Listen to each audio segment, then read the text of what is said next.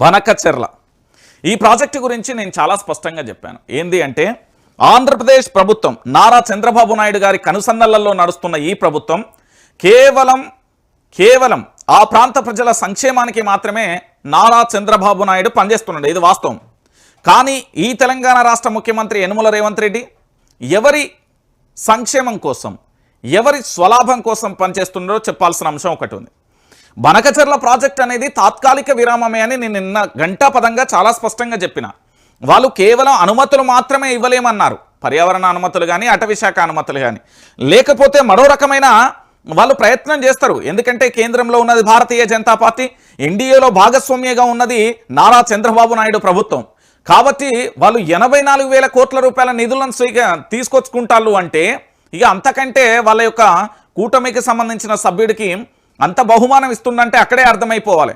తెలంగాణ రాష్ట్రం మొండి చేయిగా మారిపోతున్నది. తెలంగాణ రాష్ట్రం ఎడారిగా మారిపోయే ఛాన్స్ ఉంది. తెలంగాణ రాష్ట్రం ఇప్పటికీ కూడా నేను చెప్తున్నా, తెలంగాణ ఉద్యమంలో చుట్టూ నీళ్లు ఉండి చుక్కా దొరకని నా తెలంగాణ భూమి అని మనం ఏ విధంగా అయితే మాట్లాడుకున్నామో, ఈరోజు నా తెలంగాణ మళ్ళొక్కసారి అలాంటి పరిస్థితులను ఎదుర్కోబోతుంది. ఈ తెలంగాణలో మరో ఉద్యమం చాలా అవసరమని ఆనాడు ప్రొఫెసర్ జయశంకర్ గారు చెప్పారు. వచ్చిన తెలంగాణలో తెలంగాణ ఉద్యమం మళ్ళీ చేయాల్సి వస్తుంది. మళ్ళీ దేనికోసం చేయాల్సి వస్తుంది? గదే నీళ్ళ కోసం చేయాల్సి వస్తుంది, గదే నిధుల కోసం చేయాల్సి వస్తుంది, గదే నియామకాల కోసం చేయాల్సి వస్తుంది అని ఆనాడే చెప్పిండు జయశంకర్ గారు. మరి ఈ రోజు కూడా అలాంటి పరిస్థితి వచ్చిందా అంటే వచ్చింది. ఒకసారి ఇక్కడ మీరు అందరూ కూడా చూడండి, ఇది బనకచెర్లను పూర్తిగా తిరస్కరించలే, పునః పరిశీలన తర్వాత మళ్ళీ తెర మీదకి తెస్తాం. మా పోరాటం వల్లే అనుమతులు రద్దయినాయి. బనకచెర్లపై మేమే అలుపెరుగని పోరాటం చేశాం. 11 ఏళ్లుగా తెలంగాణను బీజేపీ నిర్లక్ష్యం చేసింది. నీళ్ల కోసమే తెలంగాణ ఉద్యమం. బీజేపీపై పోరాటం ఉధృతం చేయాలి. రాష్ట్ర జలాల విషయంలో రాజీ పడేదే లేదు. నీళ్ల విషయంలో కేంద్రం పెద్దన్న పాత్ర పోషిస్తున్నది. మళ్ళీ అధికారంలోకి రావాలని క్షుద్ర పూజలు చేసినట్లుగా కేసీఆర్ కుట్రలు చేస్తుండు. బనకచెర్లపై ముఖ్యమంత్రి రేవంత్ రెడ్డి పీపీటీ అంటూ కూడా చెప్తున్న పరిస్థితి కనబడతాను. అయితే ఈ పేపర్ను చదివినాక కొన్ని మీకు ఆశ్చర్యకరమైన అంశాలు తారసపడతాయి. అవి ఏంటి, ఎట్లొచ్చినాయి అనేది నేను చెప్తా. మీరు తెలంగాణ ప్రాంత ప్రజలందరూ కూడా 3 విషయాలను చాలా స్పష్టంగా అర్థం చేసుకోండి. మనం ప్రత్యేక తెలంగాణ రాష్ట్రం 1969లో 600 మంది విద్యార్థులు అమరవీరుల ఇల్లు అంటే ప్రత్యేక తెలంగాణ రాష్ట్రాన్ని తీసుకురావడానికి ఆనాడు చనిపోయిన విద్యార్థి సంఘాలకు సంబంధించి విద్యార్థులను కనీసం కడసారి చూపు కూడా చూపించలేదు. నెంబర్ 1 అందరూ కూడా మిస్సింగే. దాని తర్వాత 2001 నుండి 2014 వరకు దాదాపుగా 14 సంవత్సరాల పాటు నిరంతరాయంగా పోరాటం కొనసాగుతూ ఇందులో 1200 పైచీలకు విద్యార్థులు అమరవీరుల ఇల్లు. ఈ విషయాన్ని మీరు చాలా క్లారిటీగా కూడా గుర్తుపెట్టుకోండి. ఎందుకు నేను ఈ విషయాన్ని చెప్తున్నానంటే 1400కు సంబంధించిన ఎవరైతే 1200 పైచీలకు 1400 పైచీలకు ఉన్నారు అనేది కొన్ని లెక్కలు చెప్తున్నాయి. సో ఈ అమరవీరులతోని ప్రత్యేక తెలంగాణ రాష్ట్రం వచ్చింది. ఇక్కడ జై తెలంగాణ అననివాడు అధికారంలో ఉంటారు, జోహార్ తెలంగాణ విద్యార్థి అమరవీరులు అనని వాళ్ళు అధికారంలో ఉన్నారు. ఒకటి. ఇంకొకటి, ఆనాడు నీళ్లు నిధులు నియామకాల కోసం ప్రత్యేక తెలంగాణ ఉద్యమం కొనసాగింది. ఆంధ్ర పెత్తందారి వ్యవస్థ, మనకు సంబంధం లేని మద్రాసోడు వచ్చి మన తెలంగాణలో మనం తెలుగోళ్ళం కలిసి ఉందామని చెప్పి ఆనాడు పెద్ద మనసుల ఒప్పందంతో ఈ ప్రత్యేక తెలంగాణ రాష్ట్రాన్ని ఆగం చేస్తే మన తెలంగాణ రాష్ట్రం దాదాపుగా 50 ఏళ్ల పైచిలకు అరణ్యవాసానికి వెళ్ళినట్టయింది. సరే, మొత్తానికి ప్రత్యేక తెలంగాణ రాష్ట్రం వచ్చింది. మరి వచ్చిన తర్వాత ఇవాళ మళ్ళీ పోరాటం ఏంది అంటే మీకు మళ్ళీ చెప్తున్నా, 2001లో తెలంగాణ ఉద్యమం పోరాటం మొదలు పెట్టినప్పుడు ఆ తర్వాత 2004 సంవత్సరంలో పూర్తి స్థాయిలో ప్రొఫెసర్ జయశంకర్ గారు నినాదం మళ్ళొక్క అంశం వచ్చింది. బిడ్డ ప్రత్యేక తెలంగాణ రాష్ట్రం వస్తుంది కదా, ప్రత్యేక తెలంగాణ రాష్ట్రం వచ్చిన తర్వాత కూడా మళ్ళీ నీళ్లు నిధులు నియామకాల కోసం మీరు పోరాటం చేయాల్సిన సమయం ఆసన్నమవుతుంది. ఎందుకోసం పోరాటం చేయాల్సిన సమస్య ఉత్పన్నమవుతుంది అంటే కేంద్రానికి సంబంధించిన జాతీయ పార్టీలు అయితేనే ఈ రాష్ట్రానికి సంబంధించిన ఇక్కడ ఉన్న తెలంగాణ రాష్ట్ర సమితి ప్రాంతీయ పార్టీ కాబట్టి ఒకసారి అధికారాన్ని ఇచ్చారు, మళ్ళీ చేస్తే మళ్ళొకసారి అధికారాన్ని ఇస్తారు. కానీ మూడోసారి అధికారంలోకి రాకుండా ఆంధ్ర పెత్తందారి వ్యవస్థ కానీ లేకపోతే ఏంది మన తెలంగాణ ప్రాంతానికి సంబంధించిన ఈ రాష్ట్రం వాడే ఆంధ్ర పెత్తందారి వ్యవస్థను జోకే ప్రయత్నంలో ఉంటాడు. కాంట్రాక్ట్ల కోసం కావచ్చు, పలుకుబడి కోసం కావచ్చు, పదవుల కోసం కావచ్చు, ఏదైనా కావచ్చు అని ఆనాడే చెప్పిండు జయశంకర్ సార్. చెప్పి ఏం చేసిండు? ఇలా గదే నిజమైంది కదా, ఇలా గదే నిజమైపోయింది కదా. ఈ ప్రత్యేక తెలంగాణ ప్రజలందరికీ కూడా తెలియాల్సిన విషయం ఏంటంటే గదే నిజమైపోయింది. ఎందుకు నిజమైంది? 2022-23 ఎన్నికలలో పూర్తి స్థాయిలో ఆంధ్ర పెత్తందారి వ్యవస్థకు సంబంధించిన మూటలను ఇక్కడ ఉండే కొంతమంది మేధావులని, కొంతమంది ప్రశ్నించే వాళ్ళని, కొంతమంది పోరాటం చేస్తున్నారని వాళ్ళకి అప్పచెప్పారు. ఉన్నాయి లేనట్టుగా కాళేశ్వరం ప్రాజెక్టు 1,00,000 కోట్ల అవినీతి అన్నారు. ఎడమకాల చెప్పు తీసుకొని కొడితే 32 పళ్ళు రాలాలి అని బీఆర్ఎస్ పార్టీ వాళ్ళు ఆనాడు నుండి లొల్లి పెడుతున్నారు. ఎందుకు లొల్లి పెడుతున్నారు? అసలు ఆ ప్రాజెక్టుకి అయిందే 94,000 కోట్లు 84,000 కోట్ల రూపాయలు అయింది. అంతకెక్కువగా 1,00,000 కోట్లు అస్సలే కాలే. ఒకటి. రెండోది ఏం చెప్పిండు? కేసీఆర్ తెలంగాణ రాష్ట్రాన్ని మొత్తం అప్పులపాలు చేసేస్తున్నాడు. ఎక్కడికెక్కడ అప్పులపాలు చేస్తున్నాడు? తెలంగాణ రాష్ట్రానికి సంబంధించి ఈ 10 సంవత్సరాల కాలంలో అయిన అప్పులు, కేవలం రేవంత్ రెడ్డి వచ్చిన 2 సంవత్సరాలలో అయిన అప్పులు ఒక్కసారి లెక్క చేయర్రి. ఎవరు అప్పుల రాష్ట్రంగా మార్చేస్తున్నారు? ఇది అయిపోయింది. మూడోది, కాంగ్రెస్ పార్టీకి సంబంధించి ఇగో ఎమ్మెల్యేలు అరాచకం చేస్తున్నారు, ఎంపీలు అరాచకం చేస్తున్నారు, ఎమ్మెల్సీలు అరాచకం చేస్తున్నారని బీఆర్ఎస్ పార్టీకి సంబంధించిన నేతల మీద బట్టగాల్చి మీదేస్తారు. ఇవాళ మన తక్కువ స్కామ్లానే భూమి కనబడితే కథం, ఇంట్లో పనిచేసే వాళ్ళు కేల్కత్తం, ఎవడన్నా ప్రశ్నిస్తే కేల్కత్తం, కేసులతోని అరణ్య రోదన. మా శశిధర్ గౌడ్ అదే మా నల్లబాలు ఇవాళ ఎక్కడ ఉన్నాడు? జైల్లో ఉన్నాడు. ఏం తప్పు చేసిండు ఆయన? ఎవరో ట్వీట్ చేస్తే దాన్ని రీట్వీట్ చేస్తే పాపం ఆయనను అరెస్ట్ చేసి లోపలేసిళ్ళు. ఇదెక్కడి ప్రజాస్వామ్యం? ఇదెక్కడి రాజ్యాంగం? కంచంలా అన్నం ఉండంగా బుక్క తింటా అంటే గుంజుకొని పోతిరి, చెయ్యి ఫ్రాక్చర్ అయిందన్నా ఇనకపోతిరి. అంటే తెలంగాణ రాష్ట్ర వ్యాప్తంగా నేను ఎందుకు ఈ విషయాన్ని చెప్తున్నా అంటే, వీళ్ళ స్కామ్లకు సంబంధించి ఏమైనా తక్కువ ఉన్నాయా? ఆనాడు పూర్తి స్థాయిలో ఏమని చెప్పిళ్ళు? ఆ తెలంగాణ రాష్ట్రానికి సంబంధించి పూర్తి స్థాయిలో ఎమ్మెల్యేలు ఎంపీలు ఎమ్మెల్సీలు బీఆర్ఎస్ పార్టీలు మొత్తం తింటున్నారు అంటే, ఒరే నాయన మీరు వచ్చారు 18 నెలల కాలంలోనే, మీ 18 నెలల కాలంలో మీరు చేసిన స్కామ్ల లిస్ట్ ఒకసారి చెప్పానా? బీఆర్యూ ట్యాక్స్ అనేది విన్నావా? బీఆర్యూ ట్యాక్స్ అనేది ఒకటి చేసినావు. దాని తర్వాత నా మీద అయిన ఎఫ్ఐఆర్కు సంబంధించి, అంటే రెండో కేసు అనుకుంటా బహుశా అప్పుడు, అది ఇసుక స్కామ్ ఈడనే జరిగింది. భూపాల్పల్లి నియోజకవర్గానికి సంబంధించి మొలుగు అటు పోతే ఖమ్మానికి సంబంధించిన ఇసుక స్కామ్ను బయట పెడతాయింది. 2. మూడోది రైస్ స్కామ్. దీనికి సంబంధించి నర్సంపేట శాసనసభ్యులు పెద్ది సుదర్శన్ రెడ్డి పదే ఆరోపణ చేసిండు. దాంతోపాటు ఫ్లై యాష్ స్కామ్కు సంబంధించి ఐటీ విభాగం బయట పెట్టింది. నకిలీ మద్యానికి సంబంధించి క్రిషాంక్ బయట పెట్టిండు. దాంతోపాటు ఆర్టీసీ టికెట్ కాంట్రాక్ట్ స్కామ్, ఇదే స్కామ్ను క్రిషాంకే బయట పెట్టిండు. దాంతోపాటు స్వచ్ఛ బయో స్కామ్, ఇది కూడా క్రిషాంకే బయట పెట్టిండు. సోదా కాంట్రాక్ట్ స్కామ్, దీనికి సంబంధించి బీఆర్ఎస్ పార్టీ నేతలు బయట పెట్టిను. ఇక Narayanpet Kodangal lift contract scam, ఇది బీఆర్ఎస్ వాళ్ళే బయట పెట్టిను. దాంతోపాటు ఇంకొకటి ఏంది, యంగ్ ఇండియాకు సంబంధించిన స్కూల్ స్కామ్ను కూడా బయట పెడతారు. ఆ లియోనియా రిసార్ట్ స్కామ్కు సంబంధించి మిస్ వరల్డ్ పోటీలది స్కామేనే, గ్రూప్ 1 పోస్టుల స్కామేనే. దాంతోపాటు ఎస్జిటికి సంబంధించిన నియామకాలు, మూసీకి సంబంధించిన డెవలప్మెంట్ స్కామ్, రాజన్న కోడల స్కామ్, దాంతోపాటు 4th సిటీ స్కామ్. మరి ఇన్ని జరిగినాయి కూడా దీని గురించి ఏం లేదు. కాబట్టి నేను ఏమంటున్నానంటే, ఈరోజు బనకచెల్ల ప్రాజెక్ట్ అయినా రేపు ఇంకోటైనా ఈ తెలంగాణ ప్రాంత బిడ్డలందరూ కూడా కలిసికట్టుగా ఉధృతంగా పోరాటం చెయ్యాలి. మనం పోరాటం చేస్తేనే మన రాష్ట్రాన్ని మనం కాపాడుకోగలుగుతాం. లేదు నా ఇంట్లోకి ఏమొచ్చిందిలే, నా ఇంట్లోకి ఏమైంది, నేను మంచిగానే ఉన్నా, 3 పూటలు తింటున్నా, నా పిల్లలు మంచిగానే ఉన్నారు, నా కుటుంబం మంచిగానే ఉన్నదంటే అస్సలు కుదరదు. మేము ఎవరి కోసం పోరాటం చేస్తున్నాం? మా కోసమా? మా ఇంట్లోళ్ళ కోసమా? మా బంధువుల కోసమా? మా స్నేహితుల కోసమా? మా వాడ కోసమా? మా ఊరు కోసమా? మా నియోజకవర్గం కోసమా? మా జిల్లా కోసమా? కాదే, తెలంగాణలో ఉన్న 4 కోట్ల మంది ప్రజల కోసం. ఈ ప్రజల తలరాతను మార్చేది రాష్ట్ర ముఖ్యమంత్రి పీఠం. సో ఆ రాష్ట్ర ముఖ్యమంత్రి పీఠానికి సంబంధించి యనుమల రేవంత్ రెడ్డి మార్పు పేరుతో వస్తే అద్భుతంగా చేస్తాడు అనుకున్నా. కానీ అనాగరిక కాలంలో అడుగు పెడతామని ఎక్స్పెక్ట్ చేయలేను. నేను చెప్తున్నా కదా, ఈరోజు బనకచెర్ల అనేది ఇది కేవలం తాత్కాలిక ఉపశమనం మాత్రమే. దీని మీద మనం బ్రహ్మాండంగా పోరాటం చేయాలి. ఇది బీఆర్ఎస్ పార్టీ విజయం. దాంతోపాటు మా ముఖ్యమంత్రి ఏమంటాడంటే, చాలామంది సోషల్ మీడియాలో చూసినాయి ఈ మధ్యకాలంలో కలత చెందే విషయాలను చూడాల్సి వస్తుంది. రాష్ట్ర ముఖ్యమంత్రిగా పనిచేసిన కేసీఆర్ మీద సరే అప్పుడు అనేక రకాలుగా ఆరోపణలు చేశారు. మీరు చేసిన ఆరోపణలు 1 కాదు 2 కాదు. తాగుబోతు ముఖ్యమంత్రి అన్నారు, ఫామ్ హౌస్ ముఖ్యమంత్రి అన్నారు, దాంతోపాటు దొర అన్నారు, దాంతోపాటు క్షుద్ర పూజలు చేసిండు అన్నారు, అదన్నారు ఇదన్నారు. సో మొత్తానికి మీ పేపర్లలో మీరు ఇష్టం వచ్చినట్టు రాసుకోవచ్చు. క్షుద్ర పూజలు చేసినట్టుగా ఏది కేసీఆర్ కుట్రలు చేస్తుండు అని ఇక్కడ ఒక అంశాన్ని చూస్తున్నా. నేను ఏమంటున్నానంటే, 14 సంవత్సరాల పాటు తెలంగాణ ఉద్యమాన్ని నడిపిన వ్యక్తి, తనకు గ్రామాలు తెలుసు, మండలాలు తెలుసు, నియోజకవర్గాలు తెలుసు, జిల్లాలు తెలుసు.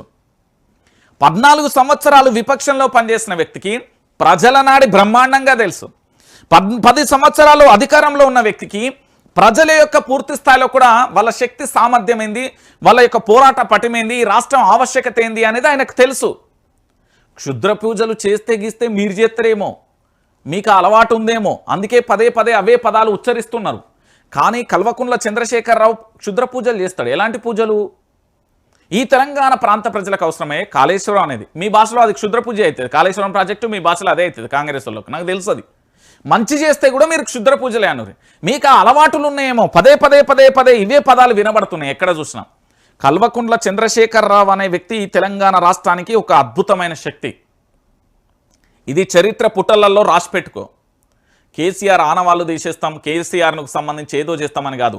రేవంత్ రెడ్డి ఏం చెప్తున్నాడంటే దీని మీద నిరంతరాయంగా బనకచెర్ల మీద పోరాటం చేస్తా అని చెప్తాను. బనకచెర్లపై ముఖ్యమంత్రి పీపీటీ నిన్న ప్రజెంటేషన్ ఇచ్చింది కదా, ఒకసారి అదంతా ఇనుర్రి. అలా నాకైతే మీకేమన్నా అర్థమైతే నాకు కామెంట్ బాక్స్లో పెట్టుర్రు. నేను చెప్తున్నా కదా, నేనేమంటున్నానంటే ముఖ్యమంత్రి పవర్ పాయింట్ ప్రజెంటేషన్ కాదు, మీరు ఆంధ్రప్రదేశ్కు సంబంధించి శ్రీశైలంకు సంబంధించిన ప్రాజెక్టు విషయంలో, నాగార్జున సాగర్ ప్రాజెక్టు విషయంలో మన నీళ్ళని ఎట్లా ఆంధ్రప్రదేశ్ వ్యక్తులు తరలి తీసుకెళ్తున్నారో తెలుసుకోండి. దాంతోపాటు ఈ ప్రాజెక్టు మొదటి అడుగు పడనే లేదు, 84,000 కోట్ల రూపాయలు ఆంధ్రప్రదేశ్కి ఎట్లా ఇచ్చిరో తెలుసుకోరు. మా దగ్గర ఉన్నారు భారతీయ జనతా పార్టీకి సంబంధించిన నేతలు. నిన్న డామ్ డీమ్ డీమ్ బూమ్ బూమ్ బుష్ మొత్తం అధ్యక్ష పదవి అయిపోయింది, అమ్మ ప్లీనరీ అయిపోయింది అసలు. కానీ పక్కనున్న ఆంధ్రప్రదేశ్కు 84,000 కోట్ల రూపాయలు వస్తే మా భారతీయ జనతా పార్టీకి సంబంధించి కేంద్రంలో అధికారంలో పెట్టుకొని మాకు ఏమి ఇయ్యలే. మా తెలంగాణ రాష్ట్రానికి ఏం రాలే. మహా అంటే మా నేతలకి ఇన్నని పదవులు వచ్చినాయి, వాళ్ళకి ఇన్నని అంత లైఫ్ సెట్ అయింది అంతే. కానీ ఇక్కడ మా తెలంగాణ ప్రాంత ప్రజలకు ఏమన్నా చేసిల్లా భారతీయ జనతా పార్టీ? ఏమీ చేయని పరిస్థితి. సో బనకచెర్ల ప్రాజెక్ట్ అనేది మీరు మళ్ళీ ఆలోచించండి. నిన్న హరీష్ రావు మళ్ళీ ఒక మాట చెప్పిండు, చూద్దాం ఈ ముచ్చటేందో కూడా మీకు వినబెడతా. కాంగ్రెస్ను మొద్దు నిద్ర లేపిందే బీఆర్ఎస్, అనుమతులు తిరస్కరించే వరకు పోరాటం. రేవంత్ మళ్ళా పాతాబద్ధాలు ప్రచారం, చంద్రబాబు పట్ల గురుభక్తి చూపుతున్నారు. నీటి హక్కుల విషయంలో అన్యాయం, బీఆర్ఎస్ పై క్షుద్రపూజ రాజకీయం చేస్తున్నావు, తెలంగాణ సమాజం గమనిస్తున్నది, సీఎం రేవంత్కి హరీష్ రావు కౌంటర్. ఏంది అంటే పూర్తి స్థాయిలో నేను చాలా సందర్భాలలో చెప్పిన, ఈ ప్రభుత్వం అధికారంలోకి వచ్చిన సంది మనం తక్కువలో ఎన్ని వీడియోలు చేసినాం తెలుసా? ఈ ప్రభుత్వానికి సంబంధించి 37,000 వీడియోలు, అంటే దాదాపుగా 17,000 వీడియోలు చేసినాం. 18 నెలల కాలంలో 17,000 వీడియోలు చేసినాం. మీరు ఏ వీడియోనైనా చూడరు, అందులో నేను చాలా స్పష్టంగా చెప్తా, తెలంగాణ కాంగ్రెస్కు సంబంధించిన నేతలలో చాలామందికి నీటి గురించి తెలియదు. ఈ తెలంగాణలో ఏ ప్రాజెక్టు, ఎక్కడి నుంచి నీళ్ళు వస్తున్నాయి, ఏ జలాలు ఉన్నాయి, ఏవేవి ప్రవహిస్తాయో అడుగుర్రి. దాంతోపాటుగా ఇక్కడ ఎన్ని ప్రాజెక్టులు ఉన్నాయి, ఆ ప్రాజెక్టుల వల్ల ఎన్ని జిల్లాలు సస్యశ్యామలంగా ఉన్నాయి, ఆంధ్రాకు నీళ్ళు ఎలా పోతున్నాయి, ఆంధ్ర దొంగతనంగా నీళ్ళు ఎట్లా తీసుకెళ్తున్నది, దాంతోపాటు ఆంధ్ర అన్యాయంగా మన మీద ఎట్లా కుట్ర చేస్తుంది అని అడగండి. తెలిస్తే దండం పెడతా. అస్సలు తెలియదు వాళ్ళకు. కొంతమందికే తెలుసు. ఇక్కడ వి ప్రకాశ్, శ్రీధర్ అన్న, హరీష్ అన్న, నేను చెప్తున్నా కొంతమందికే ఇట్లా ఏళ్ల మీద లెక్క పెట్టచ్చు. తెలంగాణలో నీళ్ళ గురించి టీఎంసీలు, వాటాలు, స్టోరేజ్లు, రిజర్వాయర్లు, ప్రాజెక్టులు తెలిసిన వాళ్ళు చాలా తక్కువ. నేను మళ్ళీ చెప్తున్నా. అవి తెలియకపోవడం వల్ల ఈరోజు ఆంధ్ర పెత్తందారి వ్యవస్థ 1969 నుంచి మీరు ఒకసారి ఆలోచించండి, అక్కడ 3 పంటలు పండుతున్నాయి. ఇది చరిత్ర, నేను చదివి చెప్తున్నా. 1969లో మన తెలంగాణ రాష్ట్రానికి గజానికి నీళ్లు రావాలంటే కటకట ఉన్నది. కానీ ఇదే ఆంధ్రప్రదేశ్లో 3 పంటలు వండి వాళ్ళు నీళ్లు 3 పంటలు వండిస్తున్నారు. 3 పంటలకు నీళ్ళు యాడ్ నుండి వస్తున్నాయి. ఆనాడు దోసుకున్నారు, ఈనాడు దోసుకుంటారు, రేపు దోసుకుంటారు. దోసుకోకుండా అడ్డు కట్టేసి కబడ్దార్ అని బరిగీసి మనం పోరాటం చేయాల్సిన అవసరం, ఆవశ్యకత ఎంతైనా ఉంటుంది. నేను చెప్తున్నా కదా, నీటి హక్కుల విషయంలో కాంగ్రెస్ పార్టీ సరే, ముఖ్యమంత్రి గారు ఎంతో కొంత నిద్ర లేచారు, దీన్ని మనం స్వాగతిద్దాం. మంచి పరిణామమే. పోరాటం అన్నది కొత్తేమీ కాదని మనం తెలంగాణ ఉద్యమంలో పాట పాడుకున్నాం కదా, ఇప్పుడు కూడా పాట పాడుకుందాం. అదే దాన్ని అమలు చేద్దాం. ముఖ్యమంత్రి పోరాటం చేయాలి, విపక్షాలు పోరాటం చేయాలి. అందరూ పోరాటం చేస్తేనే కదా నా తెలంగాణ గడ్డ అనేది సస్యశ్యామలంగా ఉండి రైతులు 3 పంటలు పండించుకొని దుబాయ్, ముంబై, మర్దరాసు, మక్కటు, మన్ను, మశానం ఎటు పోకుండా ఈ రాష్ట్రంలో ఉండి వలసలు ఆగిపోయి హ్యాపీగా వాళ్ళ కుటుంబాలతోనే ఉంటారు కదా. ప్రాజెక్టుల విషయంలో మనం పోరాటం అనేది ఎక్కడైతే నిర్లక్ష్యం చేస్తామో అదే మన చివరి ఊపిరైతుంది, గుర్తుపెట్టుకోరు. నేను చెప్తున్నా కదా, ఆంధ్ర పెత్తందారి మీడియా వ్యవస్థకి ఇంకా మనం వాళ్ళు చెప్పింది నమ్మకుర్రి. వాళ్ళే చెప్తారు, వాళ్ళ చుట్టూ అంతా ఎవరెవరు ఉంటారో మీకు తెలుసు కదా. మీకు ఇంకొక విషయాన్ని కూడా నేను చెప్తా. నేను మళ్ళీ చెప్తున్నా, ఏది మా తెలంగాణ మీడియా మీద నిన్న ఓ సన్నాసి, ఏవురా సన్నాసి ఏడున్నవరా నాయన, నా తెలంగాణ బిడ్డవేనా, నువ్వేమన్నా ఆంధ్రప్రదేశ్ బిడ్డమనే అనుమానం వచ్చింది నాకు. నిన్న ఏదో వాళ్ళు మీటింగ్ పెట్టుకున్నారట. ఒకసారి నేనేమంటున్నా అంటే పేర్లు చెప్పా, నాకు అంత ఇంట్రెస్ట్ ఉండదు. ఇక్కడ ఒకసారి మీరు లెక్క పెట్టుకోర్రి అన్నా.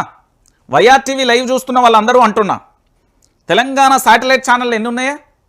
గా తెలంగాణ భవన్ పైన ఒకటి ఉంటుంది టీ న్యూస్, మళ్ళా మన V6 వివేక్ అన్నది. పాపం ఆయన మంత్రి పదవి ఎట్లొచ్చింది, ఆయన ఎంత నుంచి ఏం కావాలన్నారో అది తెలుసు. పాపం అన్నకు తెలుసు, నాకు తెలుసు, మీకు కూడా తెలుస్తుంది త్వర.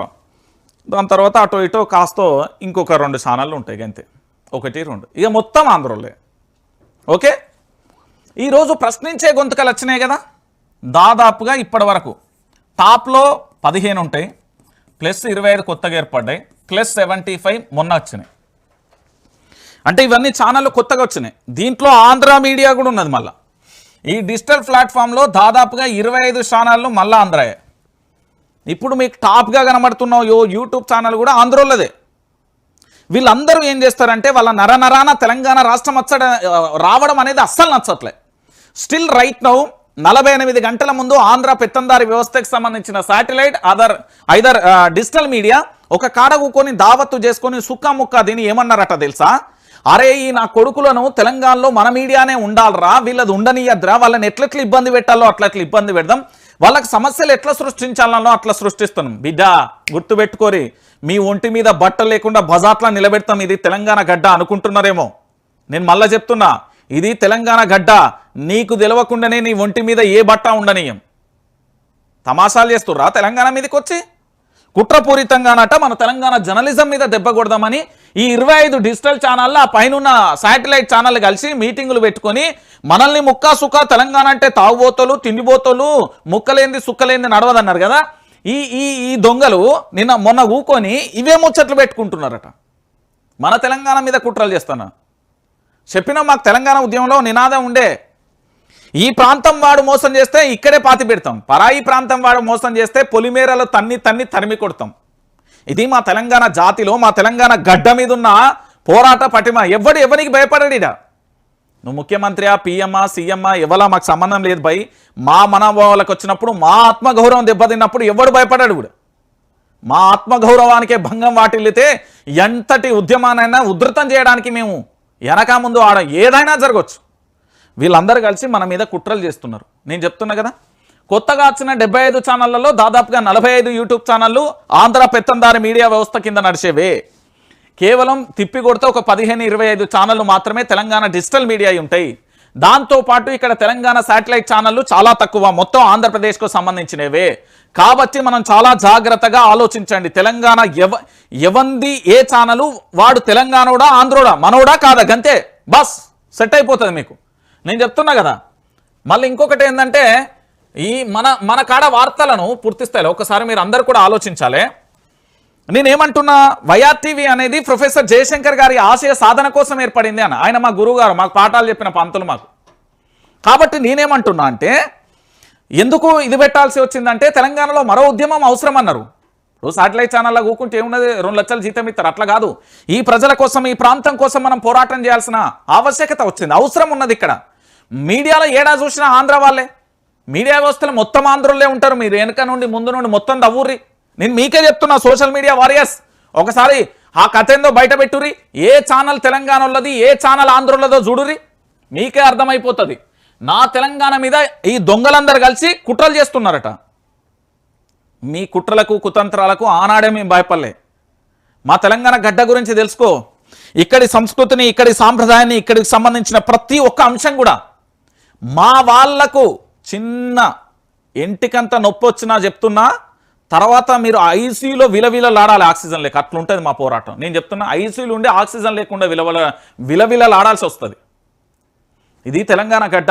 ఈ గడ్డ మీద ఎవడైనా కుట్రలు కుతంత్రాలు చేస్తే చెప్తున్నా కదా, మా ముఖ్యమంత్రి యనుమల రేవంత్ రెడ్డి అంటారు షెట్టు గట్టేసి తొండలేసుడు, పేగులదేవి మెడలే, అవన్నీ మా రేవంత్ చెప్పేటి అన్నీ ఆంధ్ర పెత్తందారి వ్యవస్థకు సంబంధించిన. ఎవరు ఇక్కడ కుట్రలు చేసినా గవే అయితే. నేను చెప్తున్నా కదా. ఇక ఇంకొక విషయం